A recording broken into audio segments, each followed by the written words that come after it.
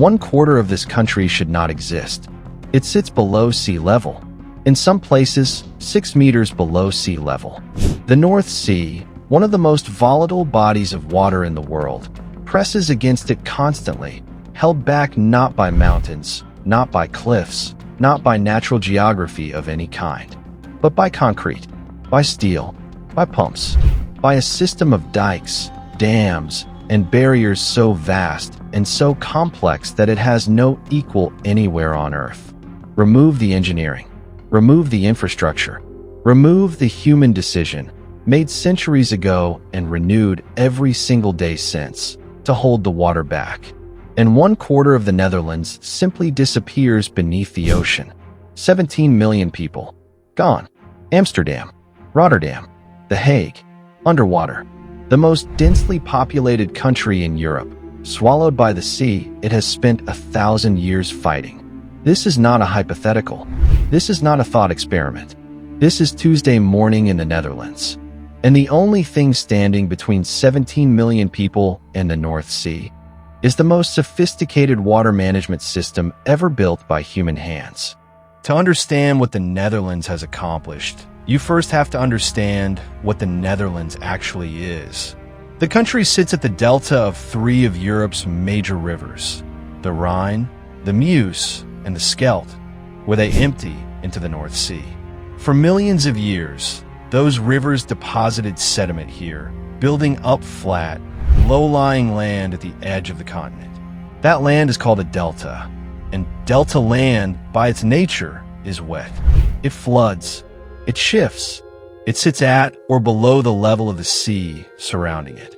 In the Netherlands, 26% of the total land area lies below sea level. Another 29% sits less than 1 meter above it. Combined, over half the country is either underwater or dangerously close to it under natural conditions. The Dutch word for this situation is simple. They call it the water problem, and they have been solving it continuously, methodically, at enormous cost for over 1,000 years. No other nation on Earth has a longer, more consequential, or more technically sophisticated relationship with water than the Netherlands. And no other nation has paid a higher price to learn what they know. On the night of January 31st, 1953, a perfect storm formed over the North Sea. A deep low-pressure system combined with a spring tide and gale-force northwesterly winds to push an enormous surge of water southward toward the Dutch coast. The existing dikes, many of them centuries old, maintained but not modernized, held for a time. And then they didn't. In the early hours of February 1st, dike after dike along the southwestern Dutch coast failed. The sea poured through the gaps. Within hours, 1,365 square kilometers of land was underwater. Nearly 2,000 people were dead. Tens of thousands of livestock lost.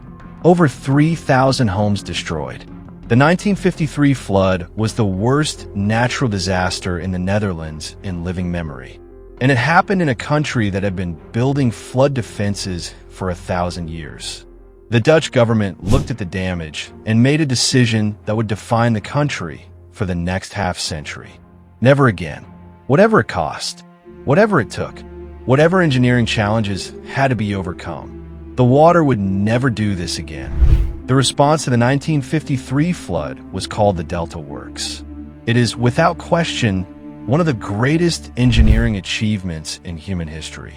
The plan was to close off the tidal estuaries of the southwest Netherlands, the inlets and channels where the sea had poured through during the flood, using a series of dams, sluices, and storm surge barriers, shortening the Dutch coastline by 700 kilometers, eliminating the most vulnerable sections entirely.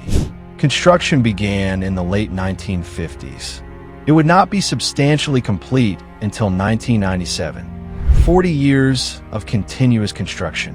The scale defies easy description. The Ooster-Scheldekering, the Eastern Scheldt Storm Surge Barrier, is the largest structure in the entire Delta Works. It stretches 9 kilometers across the Eastern Scheldt Estuary.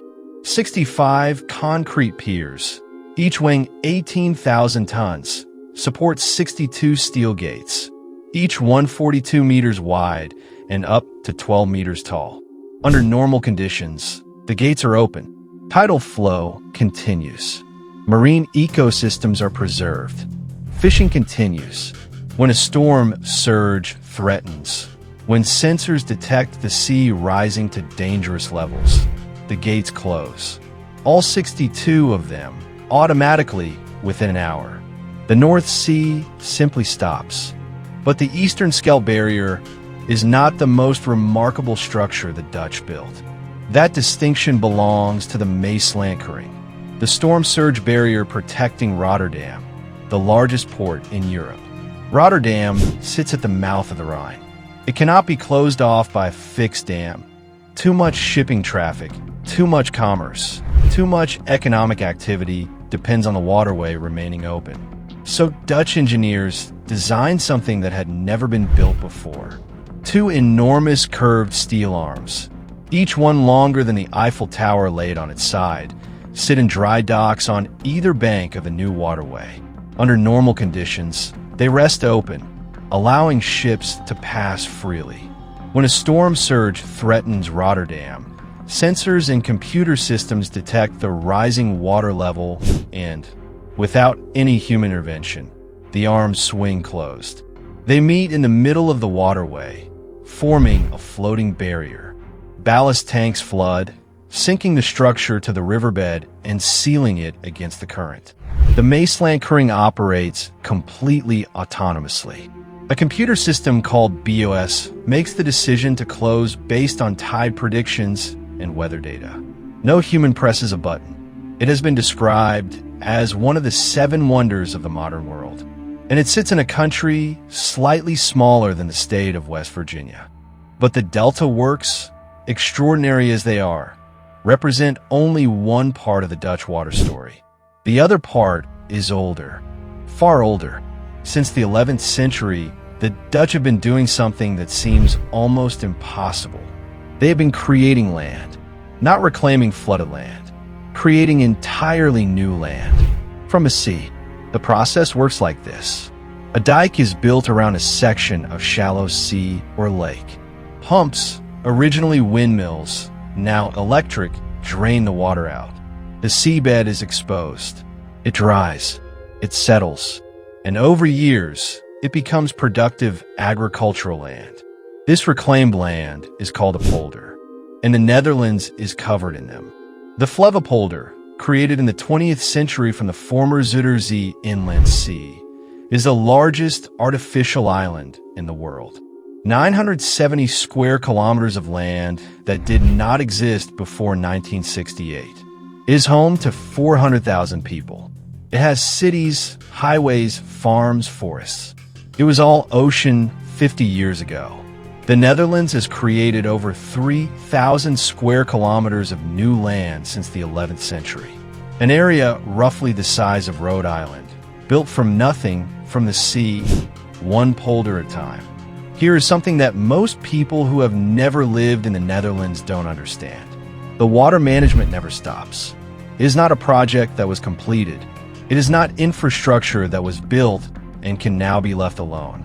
It is a continuous, perpetual 24-hour-a-day operation that has been running without interruption for centuries. The Netherlands operates over 3,500 pumping stations nationwide. Together, they move approximately 15 billion cubic meters of water every year, pumping it up and over the dikes, out of the polders, and back into the sea.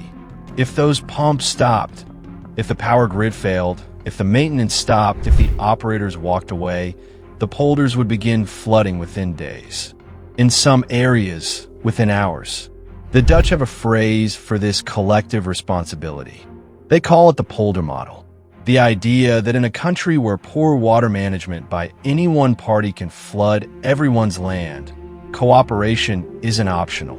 It's survival. The water boards, regional governing bodies responsible for water management, are the oldest democratic institutions in the Netherlands. They predate the national government. They have been operating continuously since the 13th century. Water management in the Netherlands is not infrastructure. It is civilization itself. For most of its history, the Dutch approach to water was simple. Build higher, build stronger, hold the water back. In the late 20th century, they changed their philosophy entirely. A series of major river floods in 1993 and 1995, not from the sea but from the Rhine and Meuse rivers flooding inland, forced a rethinking. The floods didn't breach the dikes. They just kept rising. The water had nowhere to go. The Dutch response was a program called Room for the River. Instead of building higher dikes, the government began buying farmland in river floodplains and removing the dikes. Deliberately, strategically, giving the rivers more space to spread when water levels rose. Floodplains were restored. River channels were widened and deepened. Bypasses were dug, secondary channels that could carry overflow water around populated areas. The philosophy shifted from fighting water to living with it. Room for the River involved 34 separate projects along the Rhine and Meuse river systems. It was completed in 2015. It has already reduced flood risk for 4 million Dutch residents, and it has made some of the most beautiful river landscapes in Europe in the process.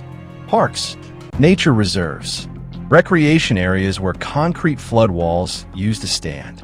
The Dutch stopped trying to defeat water in every situation and started figuring out when to let it win. The Netherlands has become the world's classroom for water management. Dutch water engineering firms, companies like Royal Haskoning DHV, Arcadis, and Witteveen plus Boss, operate on every continent. When New Orleans needed to redesign its flood defenses after Hurricane Katrina, Dutch engineers were brought in. When Bangladesh needed help managing its delta flooding, Dutch expertise led the planning. When Jakarta began sinking into the Java Sea, the Netherlands was called. Dutch hydraulic engineers helped design the Thames Barrier protecting London. They consulted on the Meuse Barrier system in Venice. They're involved in coastal adaptation planning from Miami to Mumbai. The knowledge the Netherlands accumulated over 1,000 years of fighting the sea. The engineering expertise, the governance models, the technical standards, has become one of the country's most valuable exports. When the world talks about sea level rise, about climate adaptation, about how coastal cities can survive a warming planet, the conversation always comes back to one small country in northwestern Europe that figured out centuries ago that the sea was not going to stop, and neither were they. But for all its engineering achievements, the Netherlands faces a challenge that no dike, no barrier, no pumping station can fully solve. Climate change. Sea levels are rising. The Intergovernmental Panel on Climate Change projects global sea level could rise between 0.5 meter and 1 meter by 2100, with some scenarios projecting significantly more. For the Netherlands, a country already fighting to stay above water, that is an existential threat. The Dutch government has acknowledged it. Their Delta program, a national planning framework for water management, is updated every year and accounts for multiple sea level rise scenarios. Some of those scenarios require infrastructure investments that would cost hundreds of billions of euros. Some Dutch scientists have begun discussing scenarios so extreme they have a name for them: managed retreat. The possibility that some areas of the Netherlands, in the worst-case climate futures, may simply need to be given back to the sea. That is not yet policy. It may never be policy. The Dutch investment in their land, cultural, historical, economic, psychological, runs too deep. But the fact that the conversation is happening at all says something important about the scale of the challenge ahead. The Netherlands has defeated the ocean before.